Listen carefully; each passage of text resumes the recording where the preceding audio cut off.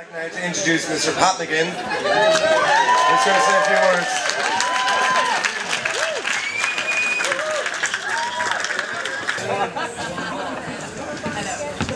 Okay, I would like to welcome everybody here today for what is a very special day. Paul and Jennie's special day.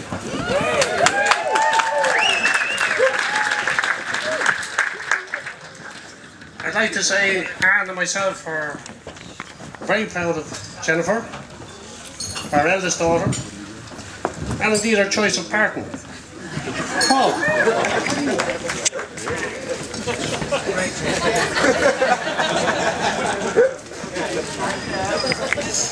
And I would like to take this opportunity to welcome Paul to the McGinn family. Home again.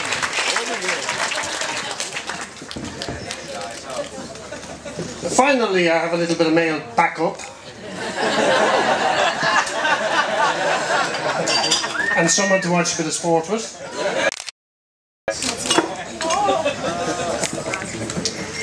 I would also like to mention Paul's family, his mother Pamela, his father Paul Sr., his brothers, sisters. It's been great pleasure meeting you, and hopefully we will, particularly at family events and whatnot.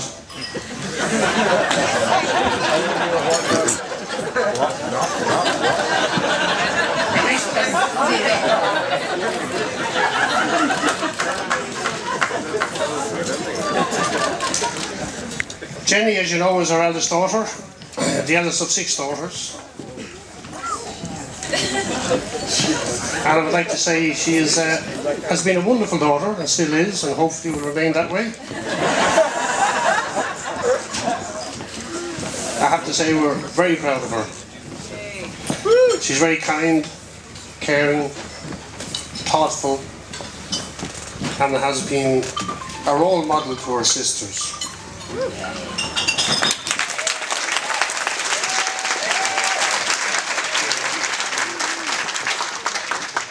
Thank you. But Jenny, you also spelled thoughtful wrong. Everyone does. Everyone does. It's a terrible word.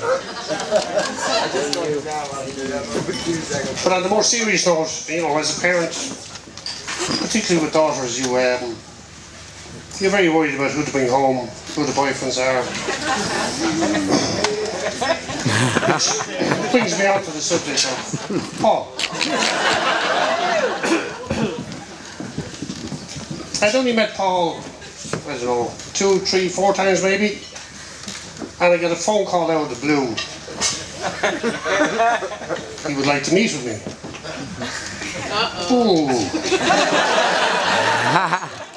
Now, there had been rumours around the house at home, but there was nothing specific.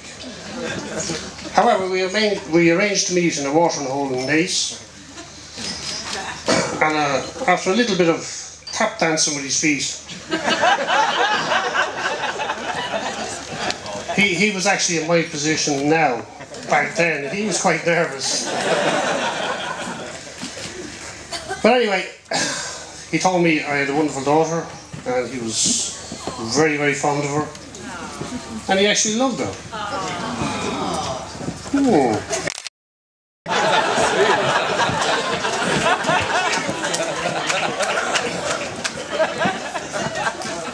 And eventually he came out with a phrase, could I have hands in marriage? Oh, I thought, okay, this is very nice. But before I answered him anyway, I asked him, tell me a little bit more about himself. You know, what did he work at? What was the job prospects? You know, a few minor details that every parent wants to know. Anyway, he told me about himself, and I said, Paul, do you actually think you'd be able to raise a family? You poor bastard. Sorry, I said, do you actually think you can support a family? And he says, yeah, I believe so. And I said, do you realise there's 8 of us?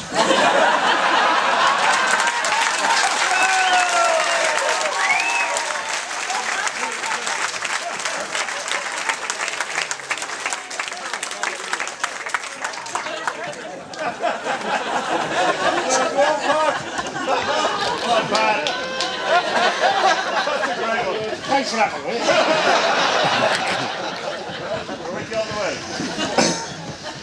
Well, believe it or not, Paul's answer was, well, if that's what it takes.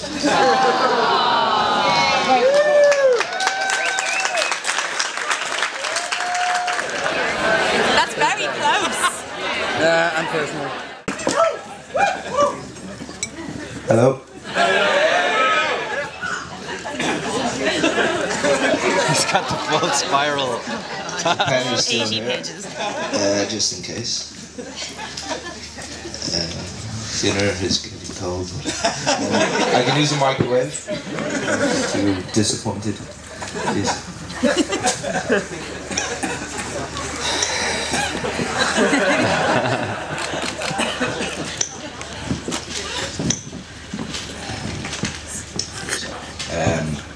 Good evening, dearest guests. And thank you all from my darling wife,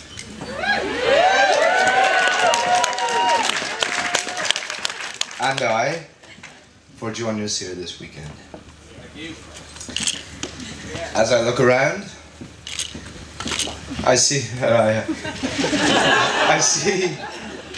that this is the stuff of my dreams. So kindly pardon the occasional outburst of emotion.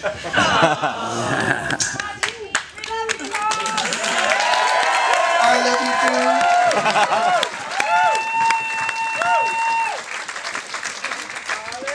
too. For me, standing beside my bride, looking more magical than I have ever imagined, surrounded by my family, old and new,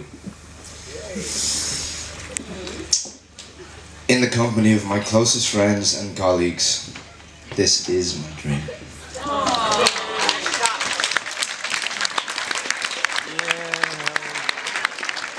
Intense. Thank you everyone for helping me arrive here, and hard thank you about the size especially of Jenny Brazil. for having me. To listen to Val, Emily, William, Gladys, and everyone associated with Listen to Our House. To Natasha, my groomsmen, the McGinns, the Nisels, and Ed. Thank you. Thank you all for helping us create this wonderful day. I am who I am today thanks mostly to my family. I've been raised with the friendliest, loyal and dear brothers and sisters who have supported and loved my every step of the way.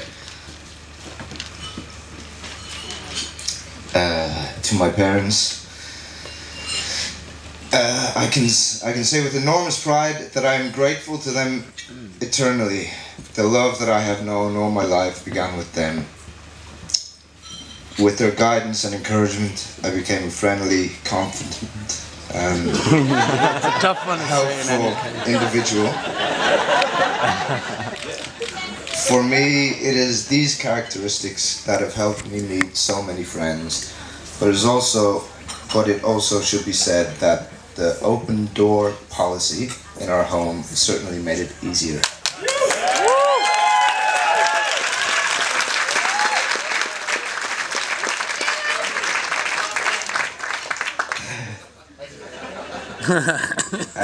My dad would meet all my pals whilst attending various sporting events, and my mum would meet them as they tried to sneak out over the back wall. Wow.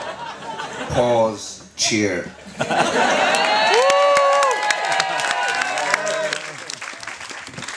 Ed says he used to go out front this year. Sorry, didn't call you a liar. Mom and Dad, I hope you share my pride today. Thank you, and I love you.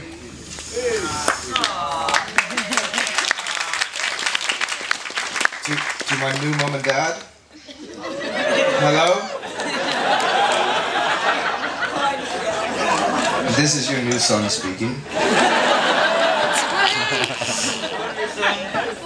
It's been an honor and a privilege getting to know your kind and generous family. I must say, it felt to me Fitting in at the McGinn house couldn't have been easier. Comings and goings, the regular parties, all of these things made me quickly feel at home. My relationship with Jenny was both welcomed and encouraged, and I was constantly delighted by the huge interest each of the girls showed in getting to know me. I could tell from the occasional expression on young Anna's face, though, that Jenny was extremely dear to them, and that nothing short of pure devotion would prove to them that I deserved to marry their, what a long sentence, that I deserved to marry their oldest sister. Pure devotion I have.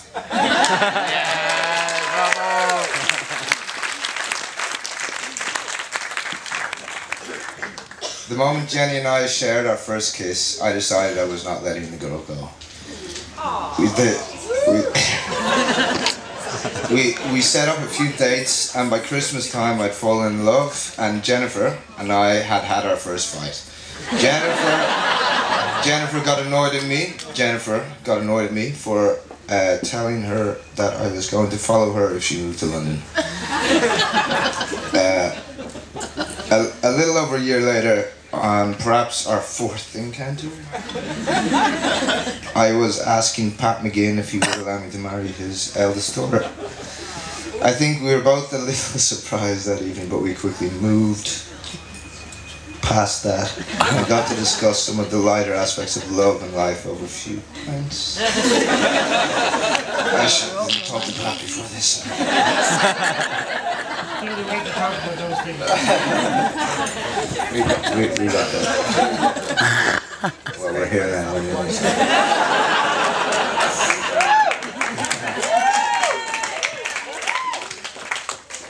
So, since that moment, I've been welcomed at Annabelle Lodge like a brother and a son. Jenny and I have been loved and supported, and this has helped bring us all here today. Jenny, it's the weekend we've been waiting for all our lives. It's finally over after preparing. It's finally here after. Could everyone please leave? That's what the speech says. Did anyone check this?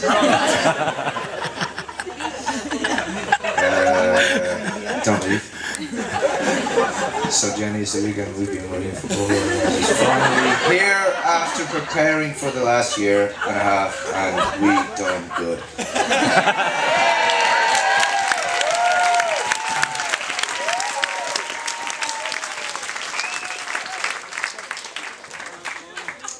We've brought everyone together, and we've created one hell of a party.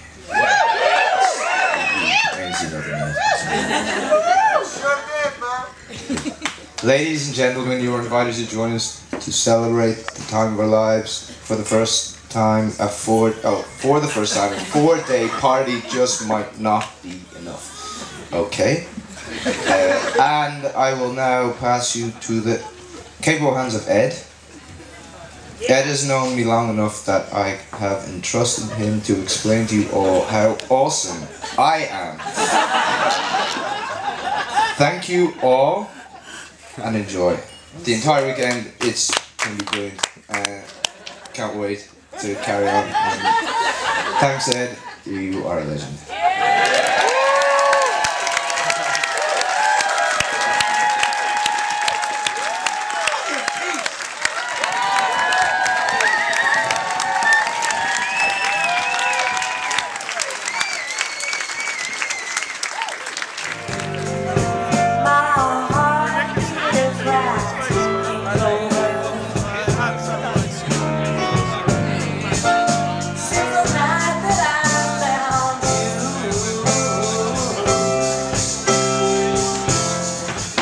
A lot of the thanks have been done in terms of having so many people here with us today, and for the sheer volume of work that has been put into creating this day. There's obviously a lot of DIY touches, and I think maybe that doesn't really give a sense of actually how much physical and mental and emotional labour that went into this. Not least trying to convince Paul that it was okay to go with pink as a theme. both myself and Paul always knew that the type of wedding that we wanted was going to be a lot more informal and a lot more relaxed and very much focused on our friends and family. And every single member of both of our families have contributed to this wedding in such an unbelievable way. From the cake to the decorations, to my makeup, to the caps. Just, it's been really phenomenal how much people will pull together when they love you so much.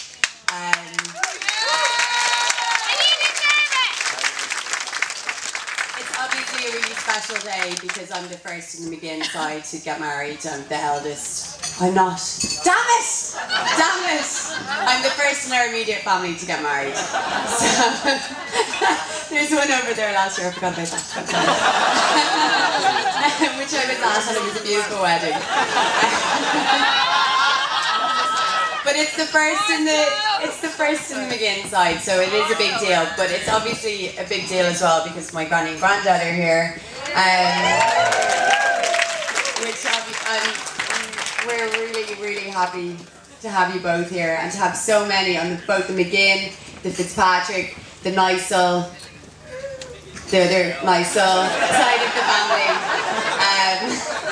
O'Connell side of the family. And as well, you know, myself and Paul have collected a lot of friends over the years, and it's just unbelievable to see people here from primary school and secondary school and college. And for the 6 months that I lived in London, I met a girl from Canada who came over here today, and I haven't seen her in 8 years. It's been really magical to have all these people here together today. And Mum and Dad, Dad, thanks for making a brilliant speech because we were all a little bit worried about that and which way it was going to go.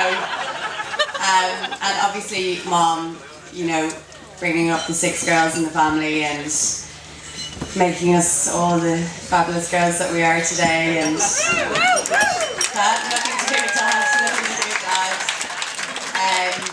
But yeah, you know, there's been a lot of conversations over the last year and a half about things that I absolutely would not do and all the traditions that I just on principle would not agree to. And you both got into the swing of it, and Dad, you enjoyed your newfound career as a graffiti spray painter. And Mom, you've just wrestled with a few things and then just given your complete support to everything. And the girls have really made this day happen as well. So thanks to everybody, McGinn, and Nysels, and O'Connells, and Fitzpatrick. Go team! Real clanger, that one. It is towards the end of this time that Paul perfected his own brand of socialising, or as it's become to known, weekend nicing. On Friday evenings, he'd be ready at 1700 hours sharp, decked out in full combat regalia, ready to attack the weekend. Trademark baseball cap? Check. Rucksack full of beers? Check. During this time, his phone was programmed to remind him every 10 minutes from 9 PM onwards that the off license was closed. Just in case he lost track of time. Ireland's archaic licensing laws would not get the better of weekend licensing.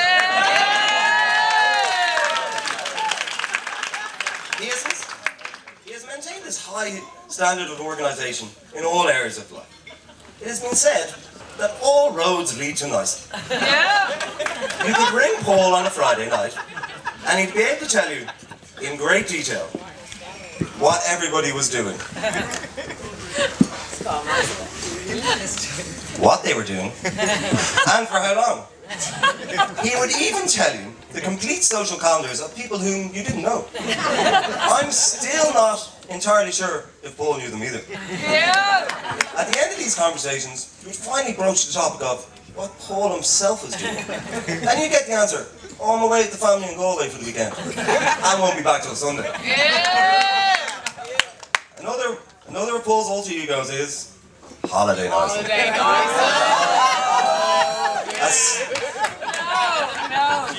As soon as Paul exits a plane in the foreign land, a beer miraculously appears in his hand.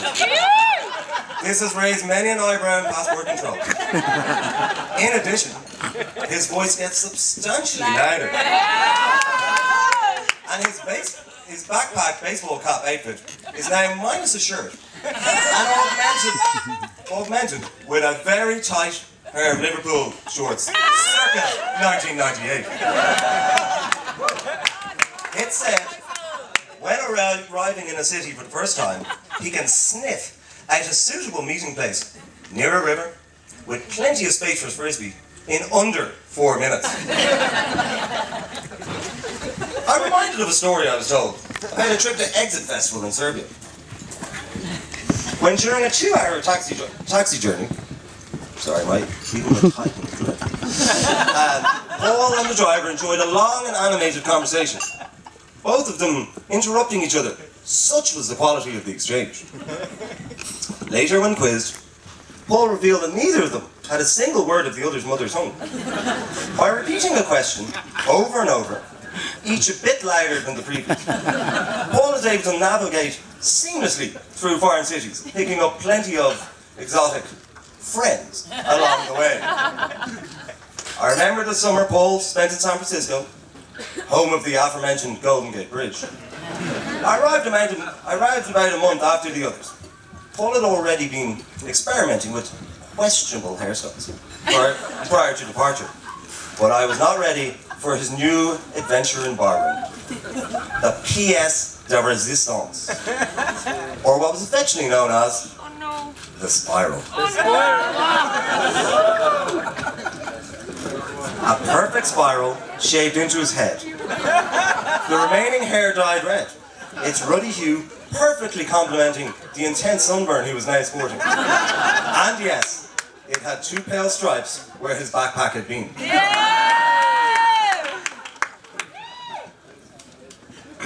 Paul truly is a great friend, and his loyalty knows no bounds. He never likes to see a friend mistreated, won't hear a bad word against them, and will protect them to a fault. I remember many years ago, when I told Paul I was getting a bit of grief in school. Paul thought it was time I learned to defend myself, and that he was the man to show me how. Now I thought, with his wealth of experience playing Street Fighter 2, Turbo Edition, he was going to unleash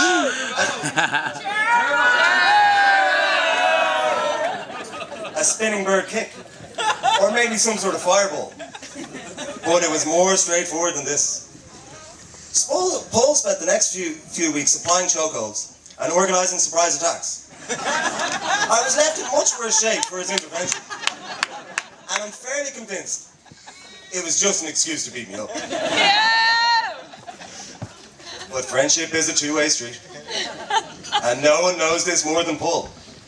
He's a man that knows what he wants and believes he should get it. May I introduce Needy Noisy. Many an unreasonable request has been followed by the words, yes, we all know it, I'm asking you as a friend.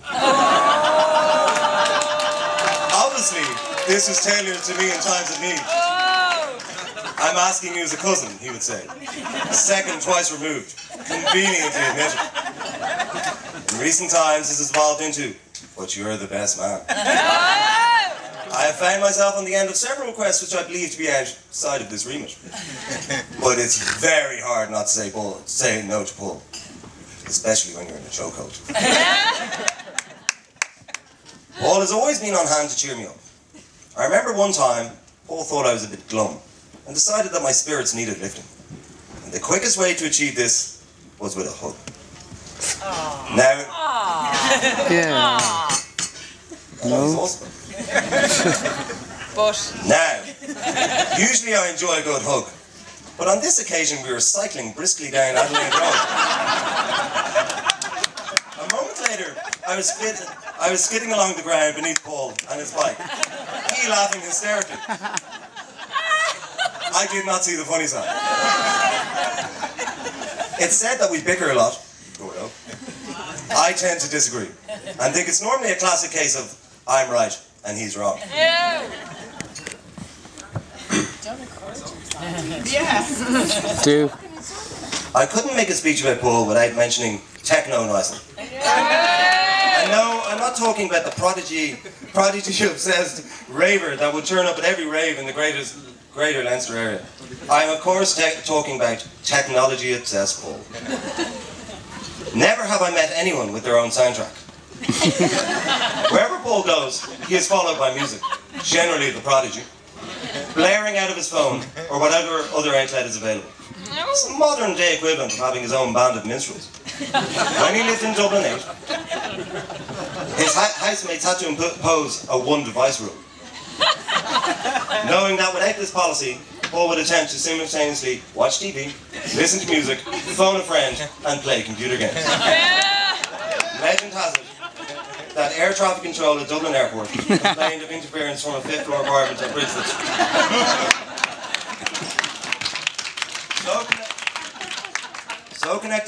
So connected is Paul to his phone that not a day goes by where you do not get a selfie posted on WhatsApp.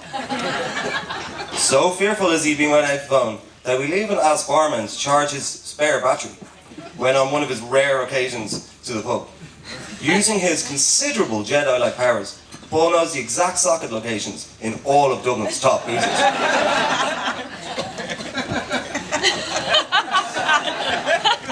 Not a day goes by without Paul including you in some new WhatsApp group for this or that. Not so much as a cup of tea can be made without warranting a fresh WhatsApp group. Oh. Obviously, with this need for technology, you need to have a reliable service provider. Many a journey home from work has been spent on hold to customer service, as the poor folk in the call centre draw straws. In fact, it is claimed that he retired a whole team of O2 tech support in one summer. Paul, as we all know, has an incredible sense of fun and really takes life by the scruff of the neck. He's able to find the joy in almost anything. I remember cycling home during a break in junior cert exams. I bumped into some of the lads who had just removed the bottom from an oil drum. And yes, you guessed it, Paul was using it as a frisbee.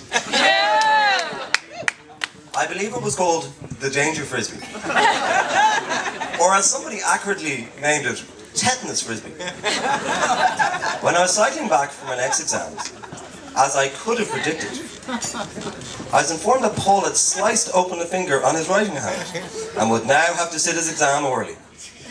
With no preparation, he sat the exam and got a higher mark than expected. Of course, I'm sure there are plenty of other examples from Paul's travails over the years of how his enthusiasm resulted in him falling over things, into things, and many other misadventures. Time dictates that these stories will have to wait. More. As mentioned earlier, I grew up across the road from the Nicels. They have always been good to me, and over the years there's always been a cup of tea for a passing Edward. I have a knack of popping in just as cake is being rolled out for someone's birthday. It was remarked that this couldn't be entirely coincidental. I maintain it is. So much part of the family I felt that when Paul was busy being holiday nice in Australia, I called in to wish them a happy Christmas. Minutes later, I found myself up a ladder, hanging fairy lights outside. Julie as ever was on hand to offer instruction from the safety of the ground below. It was not just I who received great hospitality in the Nicel household. Many an evening was spent having computer game marathons. First it was GoldenEye, then it was Mario Kart, or simply the Kart as it became known. The technicalities of player rotation, who was next up, would confuse even the most gifted lawyer. The marathons got longer and longer, while Paul's circle of friends grew bigger and bigger. Now this amount of beer-sodden gamers in your house would put off anyone, but not Pamela. She was always very hospitable, and even built an extension to accommodate Paul's ever-increasing circle of friends. Total hero.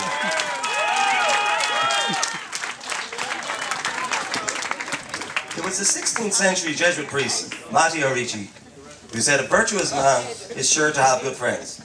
And never has this been truer than Paul. JP got that fortune cookie. Jennie McGinn.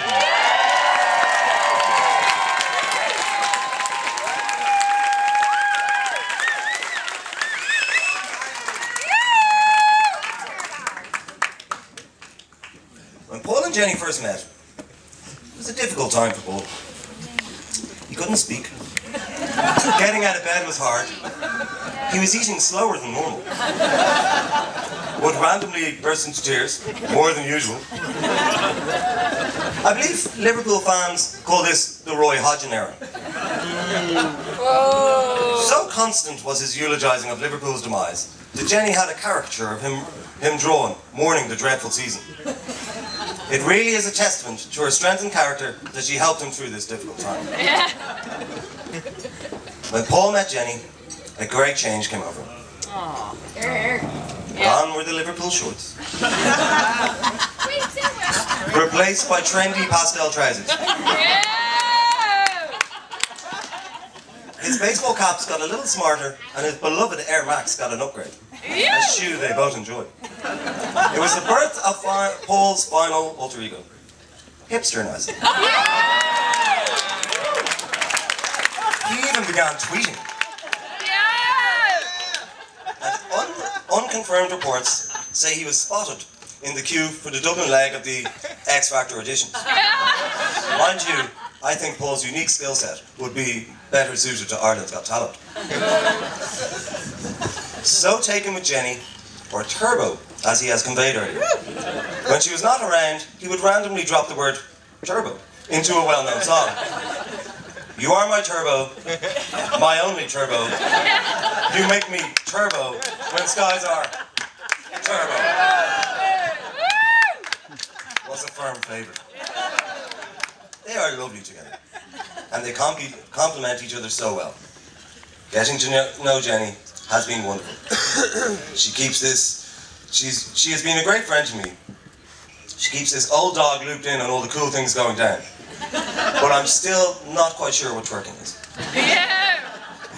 Anyway, both Jennie and Paul's attention to detail and dedication to showing their friends one heck of a good time is in abundant evidence here today. They are a great team, and we're made for each other. Yeah. Their happiness and enthusiasm is infectious, and they cheer up all around them.